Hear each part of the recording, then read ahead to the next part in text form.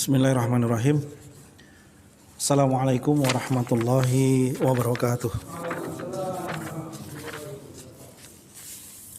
Alhamdulillahirabbil alamin. Wa bihi nasta'inu ala umuri dunya waddin. Alhamdulillah alladzi an'amana bi ni'matil iman wal islam wa allafa baina qulubina fa asbahna bi ni'matihi ikhwana. Asyhadu an la ilaha illallah wahdahu la syarikalah wa asyhadu anna Muhammadan abduhu wa rasuluh wa la nabiyya ba'dah. Allahumma salli wa sallim wa barik ala nabiyyina Muhammad wa ala alihi wa ashabihi wa man sara ala hadihi ila yaumiddin, amma ba'du. Jamaah Masjid At-Taqwa yang dirahmati dan dimuliakan oleh Allah Subhanahu wa taala.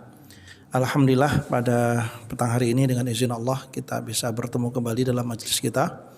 Semoga Allah mencatat sebagai amal soleh dan semoga kita mendapatkan apa yang Allah janjikan. Kita bersilaturahim ketika bertemu di sini, kita bersalaman, walaupun sebagian masih ada yang takut salaman, sehingga salamannya masih cow begini, cek begitu ya. Padahal ketika bersalaman, seorang mukmin ketika bertemu dan dia bersalaman, maka dosa-dosanya berguguran sampai apa? Sampai tangannya terpisah. Nah, setelah itu baru pakai hand sanitizer lagi. Ya. Yang berikutnya, selama kita berada di masjid ini, kita mendapatkan doa dari para malaikat. Yakini itu. Dengan doa Allahumma gfir lahu warhamhu, Allahumma gfir lahu warhamhu. Doa yang begitu banyak dari mereka. Kalau satu malaikat saja berdoa selama 1 jam, 1 jam itu 60 menit ke depan nanti, katakanlah 50 menit lah katakan, 50 menit ke depan, 1 menit itu kita bisa mengucapkan doa Allahumma gfir lahu warhamhu, Allahumma gfir lahu warhamhu. 1 menit itu bisa 50 kali. Kalau 1 menit 50 kali terlantun doa, bayangkan kalau itu 50 menit. Berarti 2.500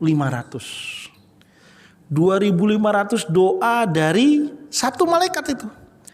Tapi dalam hadis katakan apa? Para malaikat. Itulah yang seharusnya menjadikan kita harus tetap semangat hadir di masjid ini. Karena apa? Belum tentu dosa-dosa kita bisa dihapuskan karena amal kita, tapi bisa jadi dosa kita bisa terhapuskan doa dari malaikat Allah Subhanahu wa taala. Dan berapa doa yang kita dapatkan dari mereka luar biasa. Sehingga tentu yang paling penting adalah jaga niat kita. Ikhlas untuk mengharap ridha Allah Subhanahu wa taala. Kita niatkan juga untuk saling tawasau bil haq wa tawasau bis sabr. Dan kita niatkan untuk sama-sama sharing ilmu. Menukar ilmu. Bagi-bagi ilmu. Karena dalam sebuah hadis Rasulullah bersabda, "Man salaka tariqan yaltamisu fihi ilman, sahhalallahu lahu tariqan ilal jannah." Siapa yang menempuh perjalanan untuk mendapatkan ilmu, maka Allah akan mudahkan baginya jalan-jalan menuju surga. Sehingga inilah semoga menjadi jalan kita untuk menuju surganya Allah Subhanahu wa taala. Amin ya rabbal alamin. Ya. Sekarang kita melanjutkan pembahasan kita selanjutnya. Kemarin kita sudah membahas tentang iman kepada hari kiamat dan sudah kita jelaskan bahwa hari kiamat itu hak adanya, benar adanya dengan beberapa istilah-istilah nama-nama lain dari hari kiamat. Ada yaumul akhir, ada yaumul ba'ats, ada yaumul hisab, ada yaumul jaza. Yaumul akhir itu hari berakhirnya semua kehidupan. Kullu syai'in halikun illa wajhah. Segala sesuatu, semua makhluk itu akan mati kecuali hanya Allah Subhanahu wa taala. Jin, manusia, malaikat semua mati. Apalagi kalau nyamuk, kambing sama mati juga. Tapi nanti ada yang namanya yaumul ba'ats, hari kebangkitan. Ketika hari kebangkitan, yang Allah bangkitkan adalah manusia, jin, dan malaikat kembali. Malaikat kembali melanjutkan tugasnya di yaumil akhir sebagai panitia hari kiamat. Manusia dan jin akan mempertanggungjawabkan amalnya. Sehingga itu yang namanya yaumul ba'ats. Setelah dibangkitkan, maka ada proses yang namanya yaumul hisab, hari perhitungan amal. Semua amal yang kita lakukan itu akan kita pertanggungjawabkan di hadapan Allah Subhanahu wa taala, terhitung sejak kita memasuki usia baligh. Terhitung sejak kita masuki usia baligh. Kalau sekarang usia saya sekitar 27-an lah kurang lebih. Alhamdulillah. 27 jalan. 20-nya lagi lari.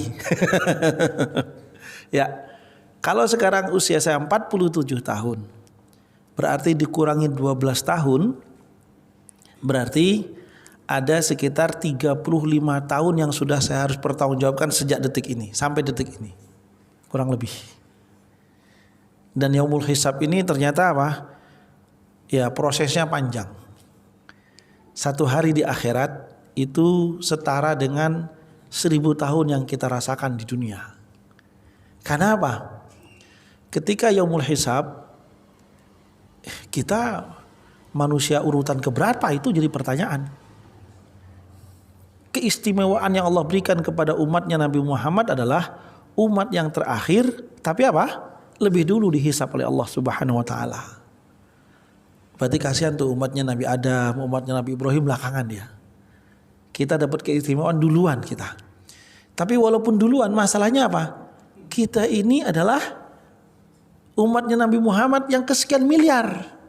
Nomor antrinya lama sekali gitu kan. Ya Allah, sehingga itu juga proses panjang yang harus kita jalani. Sehingga di padang mahsyar pun amal seseorang mempengaruhi bagaimana kondisinya di padang mahsyar. Baik amalnya, baik pula dia menjalani proses penantian di padang mahsyar. Salah dia menjalani kehidupan dunia, berat dia akan menjalani proses penantian di padang mahsyar. Sehingga digambarkan kondisi saat itu begitu panas, teriknya luar biasa. Dalam hadis dikatakan nanti di padang mahsyar ketika yaumul ba'ats, ketika kita dibangkitkan dalam kondisi apa? Usianya sama. Usia muda, usia lagi seger-segernya kita, mungkin lagi seger-segernya mungkin ya usia kayak Fikrul kali ya. Fikrul berapa usia lagi? Ya seger-segernya gitu kan. Tapi Fikrul nggak seger nih, kurang semangat Fikrul nih kan. Ya usia itu kita dibangkitkan.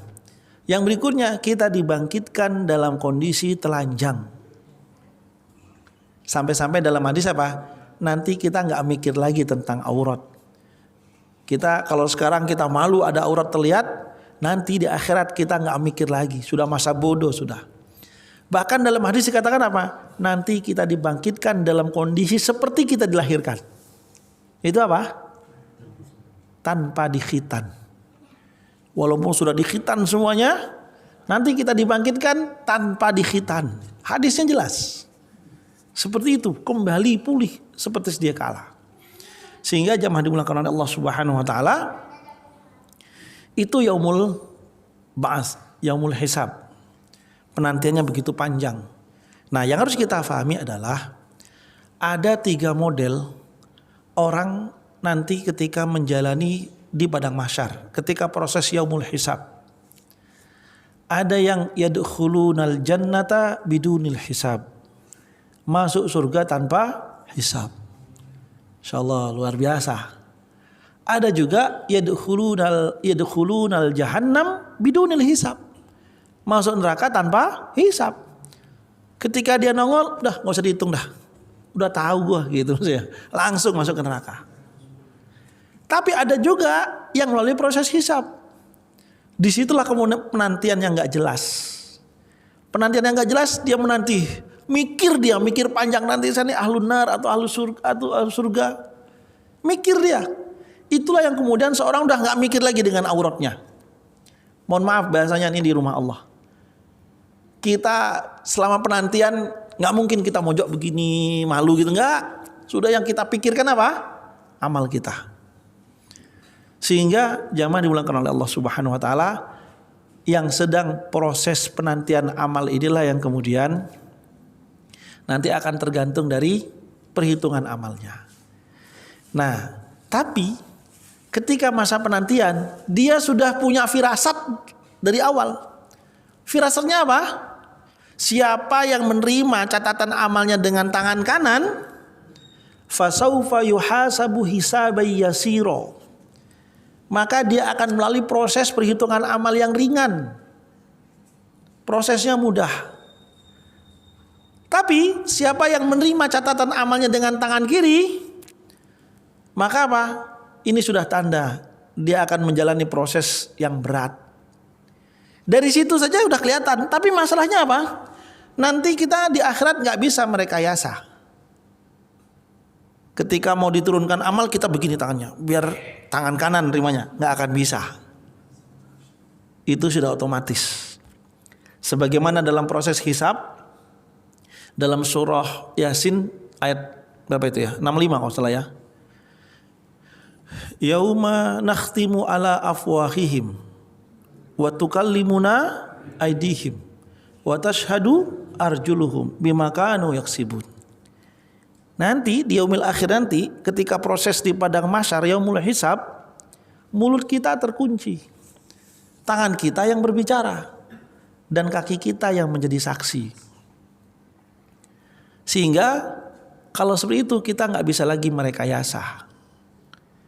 Jawabannya apa adanya seperti catatan yang ada. Sehingga jamaah dimulakan oleh Allah Subhanahu wa taala, itu yaumul hisab. Ketika yaumul hisab, disitulah kemudian amal kita ditimbang. Maka berlakulah ayat wa may ya'mal mithqala dzarratin khairan yarah wa may ya'mal mithqala dzarratin syarran yarah. Seseorang yang melakukan sekecil apapun kebaikan, dia akan melihat catatannya dan juga akan dapat balasannya.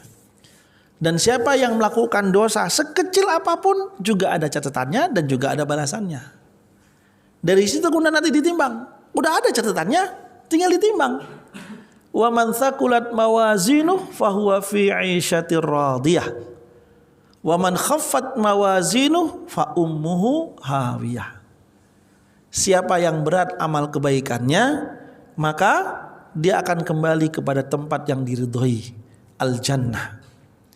Namun siapa yang ringan amal kebaikannya, berarti yang berat dosanya, maka apa? Maka tempat kembalinya adalah hawiyah. Hawiyah itu di antara salah satu nama-nama neraka. Ada hawiyah, ada jahannam, ada an-nar dan segala macamnya. Ya. Jamaah dimulakan oleh Allah Subhanahu wa taala, itu yaumul hisab. Ketika yaumul hisab, yang masuk surga tanpa hisab ini adalah para nabi. Kemudian orang-orang yang sudah dijamin masuk surga oleh Rasulullah sallallahu alaihi wasallam. Siapa orang-orang yang dijamin masuk surga? Di antaranya 10 orang yang dijamin masuk surga. Siapa lagi di antaranya? Bilal bin Rabah. Di dunia dia masih ada di dunia, tapi terompahnya sudah terdengar di surga. Siapa lagi yang ada di surga yang dijamin masuk surga? Ukasah. Ukasah itu sahabat Rasulullah. Sahabatnya biasa-biasa, tidak terkenal. Sahabat Ukasah ini sahabat yang bukan sahabat yang terdepan, sahabat-sahabat yang rata-rata lah, gitu kan? Suatu ketika datang kepada Rasulullah, lagi kumpul-kumpul, datang ke depan menemui Rasulullah. Kemudian ketika datang ke depan, kemudian Ukasah meminta kepada Rasulullah, ya Rasulullah, tolong dong doakan saya supaya menjadi ahli surga. Langsung didoain sama Rasulullah. Sahabat yang lainnya yang sudah di depannya tadi bengong, enak kali Ukasah gitu kan. Akhirnya apa? Ya Rasulullah saya juga dong gitu kan. Disinilah kemudian ada istilah dari Rasulullah yang sampai sekarang masih dipakai untuk di daerah Arab. Ketika sahabat yang lainnya meminta supaya didoakan seperti Ukasah, maka Rasul bilang apa? Sabakoka Ukasah. Kamu sudah keduluan sama Ukasah. Jatahnya cuma satu. Hebat Ukasah. Ujuk-ujuk ke depan minta doakan masuk surga gitu kan. Padahal dia sahabat-sahabat yang biasa-biasa saja. Itu Ukasah. Makanya di Arab sekarang kalau ada orang yang telat antrian, telat dapat apa segala macam, istilahnya sabakoka Ukasah ya. Itu istilahnya begitu. Ya. Yang berikutnya, yang masuk surga tanpa hisab siapa? Minas syuhada. Orang-orang yang mati syahid. Orang-orang yang mati syahid membela agama Allah Subhanahu wa taala. Yadkhulunal jannata bidunil hisab. Yang berikutnya apa? Minal muhsinin. Muhsinin itu puncaknya orang yang ikhlas, itu namanya muhsin. Dalam hadis Rasulullah menyampaikan, akhbirni anil ihsan. Jelaskan kepadaku apa itu ihsan. Kemudian Rasulullah menjelaskan, al-ihsan an ta'budallah ka'annaka tarahu. Fa illam takun tarahu fa innahu yaraka. Ihsan itu adalah engkau beribadah seakan-akan melihat Allah. Serius berarti. Fa illam takun tarahu, kalaupun engkau tidak melihatnya, fa innahu yaraka. Tapi engkau yakin bahwa Allah melihatmu, sehingga serius juga.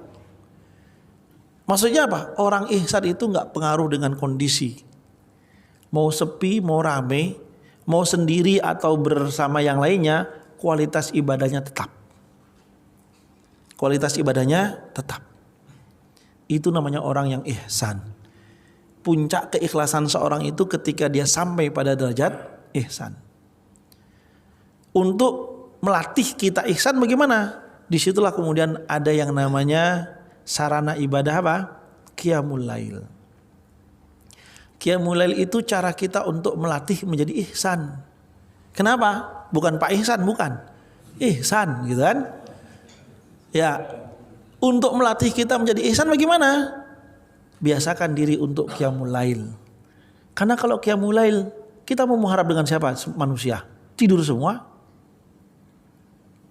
Kalau sampai qiyamul lail kita sanggup bangun, berwudu dan sholat, berarti sholat kita benar-benar murni karena Allah Subhanahu wa taala, mengharapkan balasan dari Allah. Mohon maaf tanpa mengurangi nilai kita, karena Allah yang punya nilai bagi semua amal kita. Kalau kita sholat 5 waktu di sini, hati kita mungkin bisa jadi macam-macam. Tapi kalau udah qiyamul lail, kita sendiri di kamar itu, jangan-jangan istri kita juga nggak tahu. Seperti itu. Atau justru istri kita yang sholat, kita enggak gitu mungkin. Gitu kan?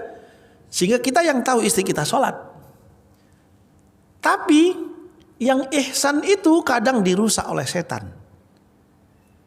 Setan itu paling enggak suka dengan orang yang ikhlas. Apalagi sampai derajat ihsan. Karena kalau sudah orang menjadi ikhlas, setan enggak punya kekuasaan untuk mengganggunya.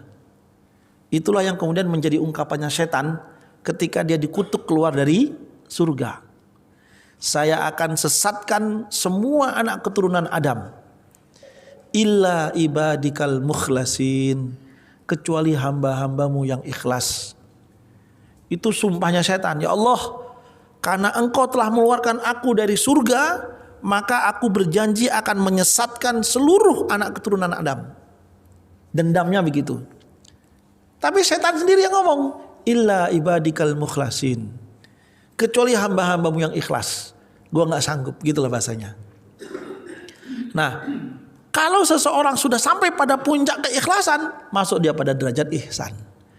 Tapi terkadang ada celah-celah di mana kemudian setan itu menyelinap. Di saat kemudian kita lupa, khilaf dan segala macamnya. Apalagi sekarang setannya sudah beragam. Tipis-tipis.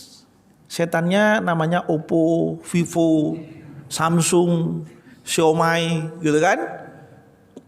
Apple, iPhone gitu kan. Itu kita sudah sholat qiyamul lail sendiri, gak ada yang tahu. Istri pun gak tahu. Karena apa? Kita sholatnya di ruangan sendiri khusus gitu kan.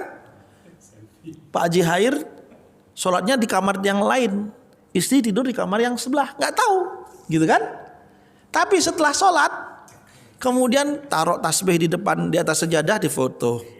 Crek gitu kan. Kemudian gatel lah tangannya. Kemudian bikin status. Alhamdulillah, nikmatnya bermunajat di sepertiga akhir malam ya Rabb. Aduh, buyar dah, rusak sudah itu. Di satu sisi bisa jadi itu bukan riya, bisa jadi memotivasi orang lain, mengajak hal yang sama. Ayo kita qiyamul lail, karena saya merasakan nikmat ketika qiyamul lail. Bisa, nggak boleh suudzon gitu kan? Taunya kita dia itu riya atau tidak ketika nanti jam 12 dilihat tuh. Yang like kenapa masih selai? Padahal temennya 4.000.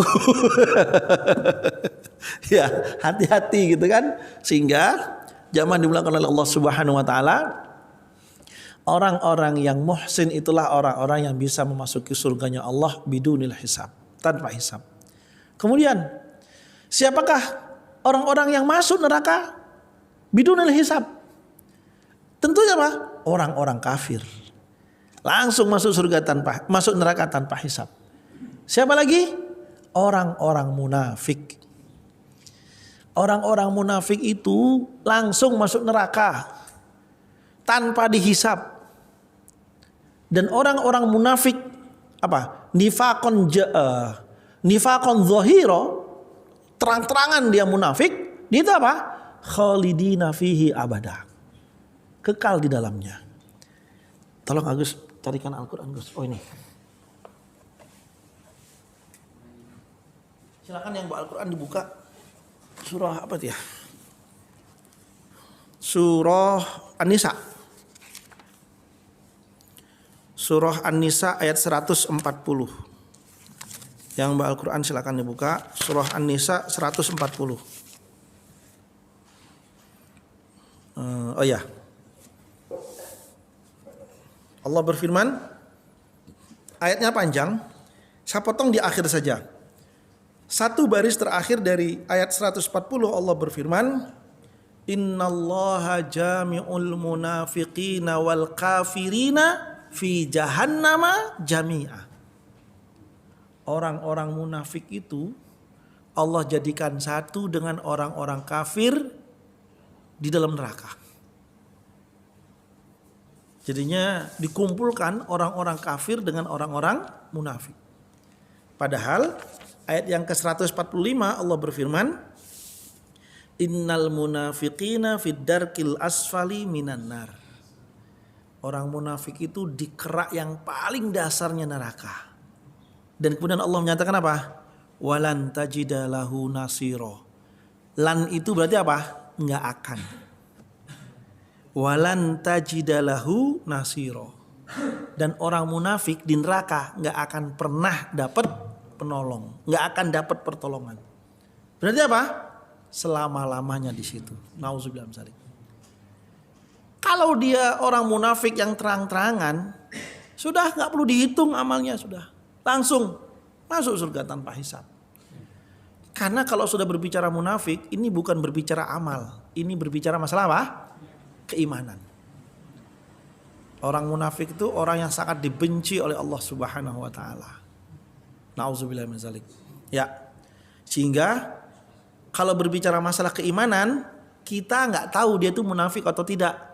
Kita cuma tahu apa? Ciri-cirinya. Kalau ngomong berdusta, tapi tidak semua orang munafik itu, semua orang berdusta itu munafik. Kalau dia berjanji dia mengingkari, tidak semua orang yang mengingkari janji kemudian dia langsung dicap munafik. Kemudian jika diberi amanah dia khianat, sama. Yang berikutnya di sini 142. Ayat 142 Allah berfirman, Innal munafiqina yukhadi'una Allah wa huwa khadi'uhum. Orang munafik itu dia bermaksud ingin mempermainkan Allah, mempermainkan Islam, mempermainkan agama kita. Padahal sebenarnya dia sedang mempermainkan dirinya sendiri. Itu orang munafik. Yang berikutnya, wa idza qamu ila sholati qamu kusala Kalaupun dia sholat, sholatnya kayak berat banget, males-malesan melakukan sholatnya. Kayak terpaksa dia sholatnya. Hati-hati. Yang berikutnya, yura'unan nas. Ciri orang munafik itu kalau beramal sukanya riya. Yang berikutnya, wala yadhkurunallaha illa qalila. Dia tidak berzikir kepada Allah kecuali sedikit sekali. Kalau setelah sholat wajib dia tidak berzikir, kemungkinan besar sulit bagi dia untuk meluangkan waktu khusus berzikir di luar dari waktu sholat. Sehingga kalau habis sholat kemudian langsung ngacir, sudah. Kayaknya dia nggak punya waktu khusus lagi untuk berzikir dengan waktu khusus selain setelah sholat. Nauzubillah min dzalik. 143. Allah berfirman, ciri orang munafik apa? Mudzabdzabina baina dzalik. Orang munafik itu ciri-cirinya mudzabdzabin, plin-plan, nggak punya pendirian, nggak punya sikap, nggak berani ngambil sikap. Cari aman, cari untungnya saja, cari selamat dirinya saja. Itu orang munafik. Orang-orang yang masuk kategori munafik itu adalah orang-orang yang sangat dibenci oleh Allah Subhanahu wa taala, sehingga balasan yang Allah berikan luar biasa. Nauzubillah min dzalik. Termasuk orang munafik adalah orang yang tidak memberikan keberpihakan kepada Islam dan kaum muslimin. Itu ciri-ciri orang munafik. Dia justru lebih memberikan keberpihakannya kepada orang-orang non-muslim. 138 kalau salah. Ya, 138. 139. Di situ Allah berfirman, "Basyiril munafiqina bi anna lahum 'adzaban alima." Berilah kabar gembira. Nah, ini cara Allah untuk menghinakan orang-orang munafik. Berilah kabar gembira kepada orang-orang munafik bahwa nanti mereka akan mendapatkan azab yang sangat pedih. Jadinya kabar gembiranya apa? Azab, gitu kan? Seharusnya kabar gembira masuk surga, kabar gembira itu dapat ampunan, enggak? Kabar gembiranya apa? Masuk neraka. Ini cara Allah untuk melecehkan orang-orang munafik, merendahkan orang munafik. Karena dia merasa mempermainkan apa? Islam. Sehingga Allah permainkan dengan kata-kata ini diantaranya. Beri kabar gembira dia kepada orang-orang munafik bahwa nanti mereka akan diberi azab yang sangat pedih. Kenapa? Alladzina yattakhidhunal kafirina awliya'a min dunil mu'minin. Orang munafik itu adalah orang-orang yang menjadikan orang-orang kafir itu sebagai pemimpin mereka selain dari orang-orang yang beriman. Maksudnya apa? Di situ ada orang yang beriman, malah disuruh apa? Milih orang kafir. Kalau kemudian sama-sama kafir, beda lagi. Nanti ada namanya fiqhul waqi. Fiqhul waqi itu fikih realitas. Lihat realitanya seperti apa.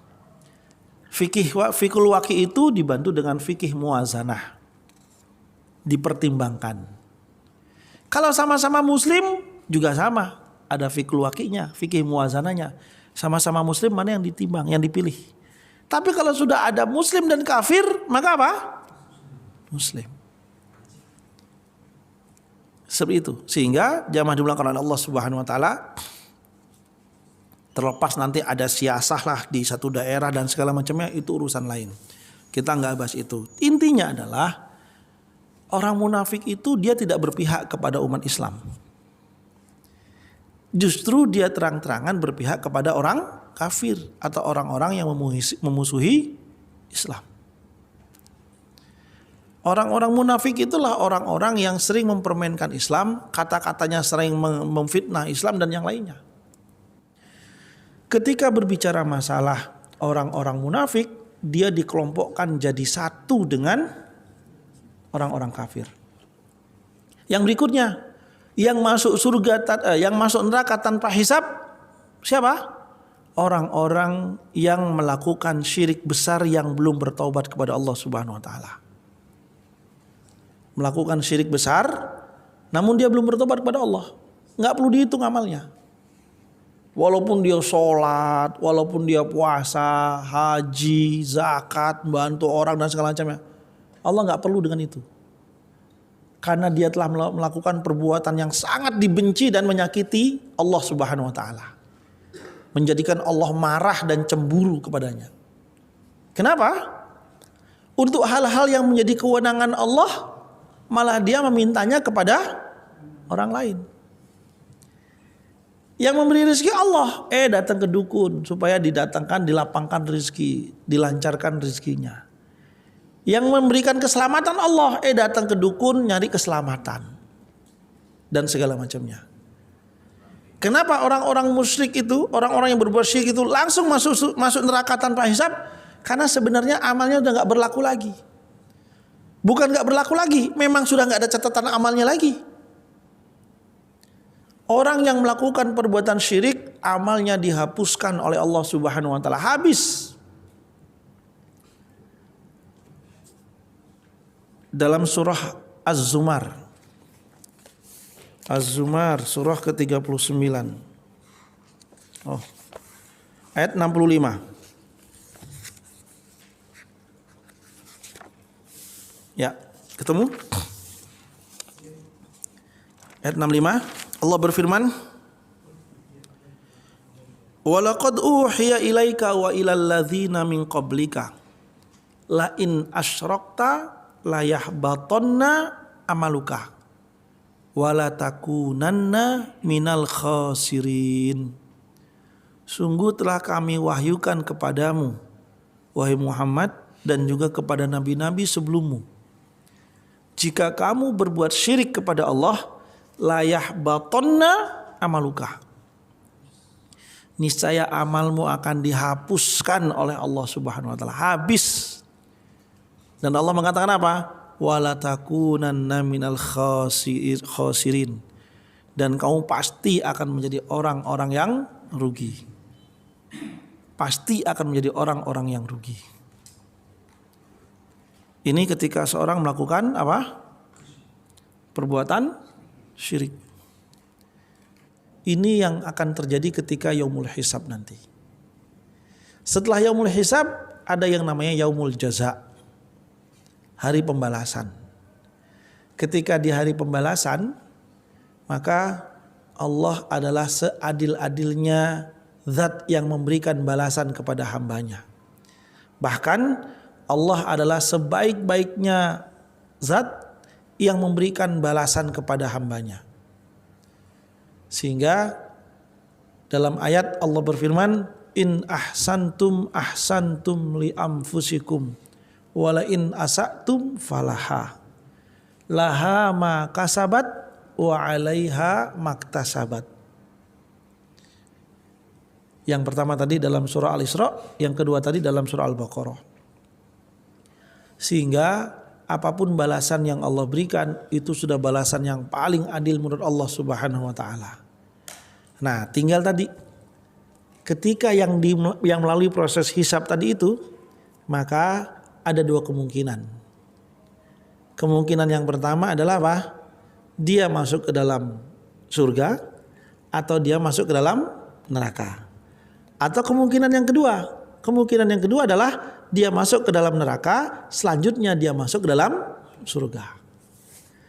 Dan Rasulullah menjamin seluruh kaum muslimin selama dia tidak berbuat syirik pada Allah pasti masuk surga. Selama dalam hatinya mithqala dzarratin minal iman. Walaupun masih tersisa sebesar dzarrah keimanan. Pasti masuk surga. Tapi dicuci dulu di neraka, di laundry. Ketika di laundry, kemudian setelah selesai laundrynya, baru kemudian masuk surga. Tapi nanti ketika masuk surga, ya ini konsekuensi yang akan diterima. Yaitu apa? Nanti akan nampak ada bekas-bekas hitam di wajahnya.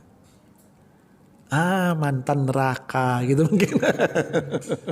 Ya, tapi nggak apa-apa lah mau dibilangin mantan neraka, yang penting masuk surga daripada di neraka terus gitu. Mau bilang mantan neraka terserah, yang penting gue di surga sekarang gitu kan. Tapi masalahnya adalah berapa lama seorang di neraka tergantung dari amalnya. Fi yaumin kana miqdaruhu ka alfi sanatin mimma ta'udun. Satu hari nilainya setara dengan 1000 tahun yang engkau rasakan, yang kau jalani di dunia ini. Wallahu a'lam bishawab. Ya. Zaman dilakukan oleh Allah Subhanahu wa taala itu ketika Allah memberikan balasan-balasan yaumul hisab. Yaumul jaza.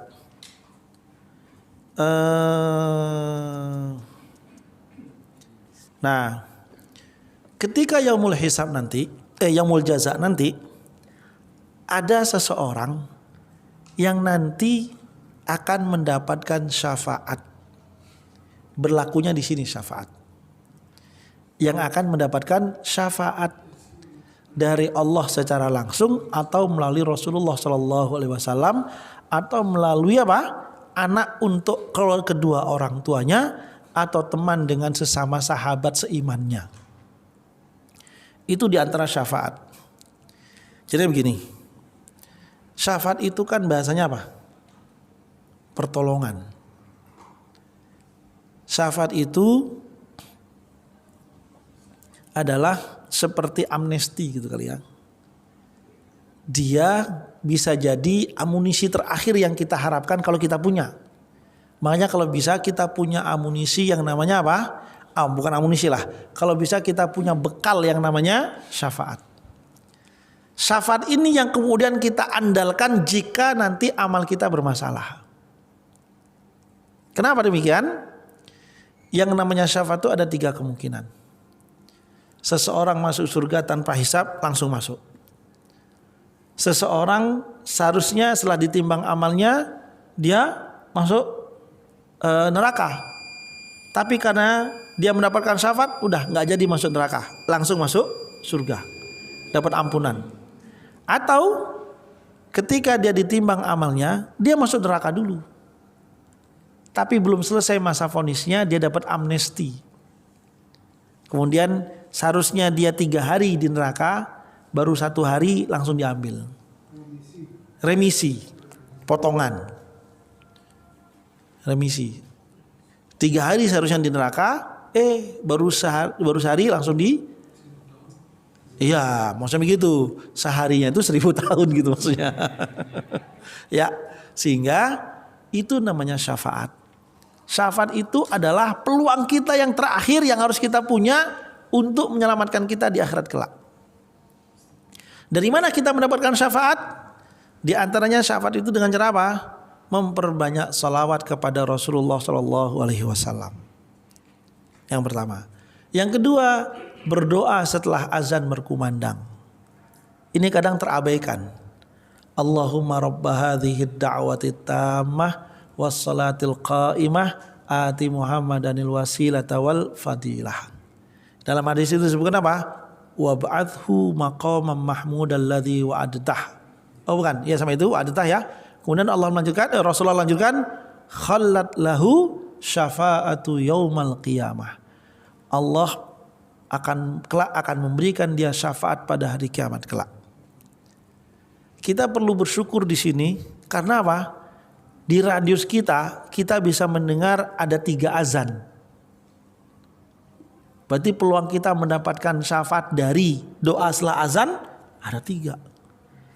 Bayangkan teman-teman di Denpasar, rumahnya jauh dari masjid. Kalaupun ada masjid, suaranya di dalam gak keluar. Ini peluang. Sehingga ada yang bertanya, gimana Ustaz kalau azannya di HP? Dan terserahlah, Allah Maha Adil, saya bilang gitu. Gimana kalau azannya di TV gitu kan? Ya wallahu a'lam bishawab. Itu syafaat yang kedua. Yang ketiga adalah syafaat didapat dengan cara tilawatul Quran. Dalam sebuah hadis Rasulullah bersabda, Iqra'il Quran fa innahu ya'ti yaumal qiyamati syafi'an li ashabihi. Bacalah Al-Quran, karena Al-Quran itu nanti akan datang pada hari kiamat sebagai pemberi syafaat bagi orang yang ashabihi. Ashab itu berarti apa? Yang akrab dengan Al-Quran, yang sering membaca Al-Quran. Ini peluang. Mungkin amal kita bermasalah, kita punya bekal yang namanya syafaat, membaca Al-Quran. Syafaat yang berikutnya adalah apa? Syafaat yang Allah berikan dari seorang anak yang hafiz Quran. Itu nanti anaknya Allah berikan kesempatan untuk memberikan syafaat kepada kedua orang tuanya. Atau yang kedua adalah Allah akan memberikan syafaat kepada orang tua yang ditinggal mati oleh dua putrinya, dua anaknya yang masih belum balik meninggal dunia. Jadi seseorang yang meninggal anaknya sebelum usia balik, maka kelak anaknya akan memberi apa? Syafaat. Itulah yang namanya apa? Orang sering bilang semoga ini jadi tabungan gitu kan? Maksudnya begitu. Yang penting dia apa? Ikhlas. Kalau dia nggak ikhlas, hilang. Dia ikhlas menerima takdir Allah dengan meninggal anaknya dua orang, kalau dalam hadis itu disebutkan dua orang anaknya meninggal sebelum usia balik. Kalau satu bagaimana? Wallahualam shawab. Allah punya hak untuk itu. Karena dalam hadisnya dua. Kalau nggak ikhlas bagaimana? Ya syaratnya begitu. Kalau ikhlasnya belakangan bagaimana? Urusannya sama Allah Subhanahu Wa Taala. Ikhlas belakangan tuh bagaimana? Ketika meninggal, waduh kok gini, kok Allah kejam, takdir kejam segala macam, sudah seminggu, ya dah ikhlas deh. Itu telat namanya.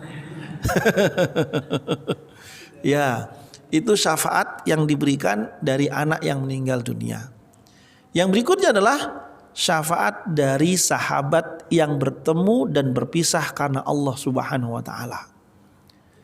Dua orang yang bersahabat, dia bertemu dan berpisah karena Allah Subhanahu Wa Taala adalah dua orang yang bisa saling memberikan syafaat satu sama lainnya.